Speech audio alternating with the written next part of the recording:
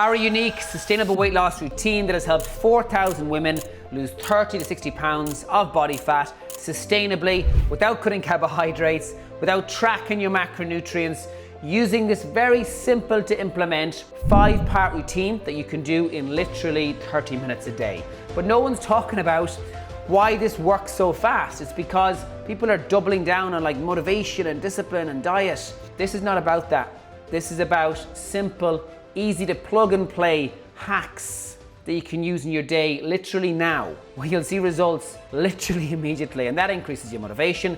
That means you want to continue with them. So number one is I want you to make this very, very simple. So when you're choosing foods to lose weight, I want you to really minimize the ingredients. So for example, one of my favorites is to get a wrap, get some cooked chicken, fire the cooked chicken in the pan, start heating that, get some extra light mayo, 1, 2, 3 very light sprays of extra light mayo on my wrap, 2 handfuls of lettuce, a small handful of dried cranberries, fry the chicken on, and then wrap it, enjoy the glass of skimmed milk. Or if you're not Irish, perhaps, and don't drink milk as regularly as we do, maybe iced water. Either way, or iced blackcurrant, whatever. Make sure it's a low-calorie drink, of course, and this makes things simple. And then for breakfast, a great little meal that I have very, very regularly is I get a bag of frozen fruit, putting it in a bowl, microwave 10 minutes. I then blend it. I now have a fruit compote with nothing added, nothing taken away, and I keep that in the fridge for say 2-3 days. Might stretch it to 5 days if I'm lucky. And then put 1 spoon of that in a bowl, mix it with 3 tablespoons of low-calorie yogurt. Get an apple, dice it down, dice it across the way, then shave it so you get small little squares of apple falling right into it, and then 1 scoop of vanilla protein powder, stir it, amazing. And I have that literally every single morning. So try it, taste it, enjoy it, savor it. Number 2, procrastination. I want you to first understand why procrastination happens. It's for one of 3 reasons. Procrastination happens because we're either downplaying the problem or saying it's not that bad, or I know what I need to do, I've lost it before, which again reduces urgency. Or worse, gets you going back to doing things that used to work before the menopause perhaps, but is no longer working now. And it's important that you know that. Number 2, fear of failure. If you've been struggling with your weight for a lot of years, there's going to be self-doubt. If you told me there's no fear of failure, I wouldn't believe you. Which means we're less likely to try because we're afraid we'll fail. We don't want to hear our parents or husband or son or daughter or friends saying, oh, here she goes again. That doesn't make you feel good, and it's certainly not helpful, by the way. People should be pulling us up, not pulling us down. I'm going to talk about that in a few minutes, actually. Very, very important. The next reason as to why people procrastinate, yes, we downplay the problem, yes, we've got fear of failure, but we're also not used to putting ourselves first. We prioritize a house renovation or a holiday or the kids or grandkids or everybody else. We're the doer, the fixer. But you come at the very bottom of the list, which of course erodes your self-worth. It means you're less likely to actually prioritize yourself in the future because of that. And if any of this rings true with you, click on the link in the description, join our completely complimentary sustainable weight loss support group where you will meet thousands of women who we've helped.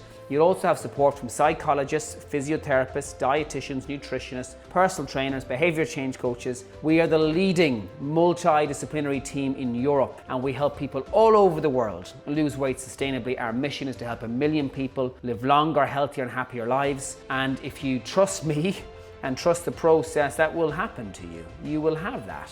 Of course you will, because we have a 98% success rate. So enjoy the group, make the most of it. Do not leave this video without joining that group. I'm telling you now, it's a big opportunity. Number 3, self-sabotage. A lot of you here struggle with self-sabotage. What is self-sabotage? You lose some weight, you can't believe you get past a certain dress size or a certain weight, and then you think, oh, I'm not gonna get past that anyway, what's the point? Or you say, I've been good this week, I deserve this meal, and then all of a sudden you just go off the rails or off the wagon, then you feel bad about yourself, then you've got guilt. Any of this ringing true? Any of this making sense or perhaps ringing true with you? If it is, this is all self-sabotage. So a few things that I know that will really help you is I want you to forgive quickly. If someone in your family said something out of turn and apologized, you're not going to hold it against them. You show love and care to your family, you forgive them.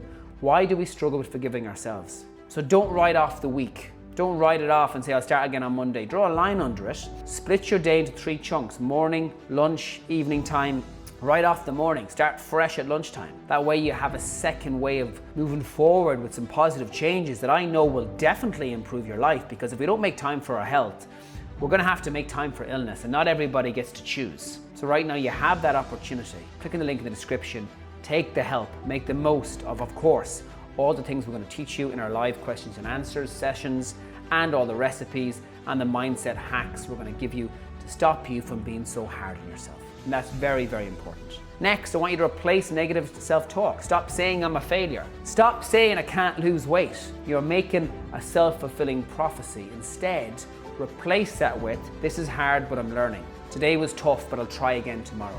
I'm not there yet, but I'm well on my way. Changing how you speak to yourself is so important, because your subconscious is not aware, like whether or not you're saying it in jest. So even if you're putting yourself down and you think it's a joke and it's not serious, that does damage. So stop putting yourself down. You wouldn't speak to your grandson or granddaughter like that, so why do we allow ourselves to speak to ourselves like that? I don't want that for you. So stop putting yourself down. Stop being so hard on yourself. Anchor your expectations as well. The weight didn't come on overnight, it's not going to come off overnight. Like, set a goal of losing 1 pound, 2 pounds a week, sustainably. And that's very, very important. Very important. Sustainably. Remember, make the learning bigger than the experience. So when something happens that is we perceive as a problem, how can you make that an opportunity? What can you take from that and allow that to propel you forward?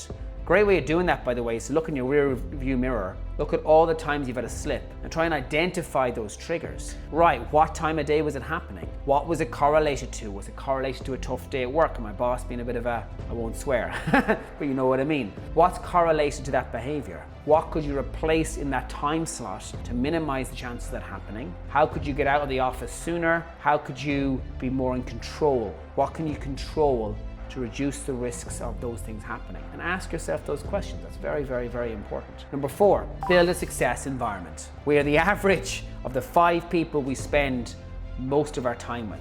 So if you have people around you putting you down or not adding to your life, should they be there? Should they perhaps be distanced instead? Perhaps. And this is hard for a lot of you if you've got a partner that's not supportive, and it can be challenging, but love them from afar, because people should be adding to your life, not pulling you down. So alter your environment. Like, look at your friends. If you've got toxic friends, they're not your friends. Like, if they put you down or think you're silly or scoff at the idea of your personal development, that's not the group or environment you want to be in. That's not going to get you to where you want to get to. This is a difficult one to overcome, but I'm telling you now, it will change everything. Also, with your environment, look at the house. How can you come in the back door perhaps and avoid walking past the fridge?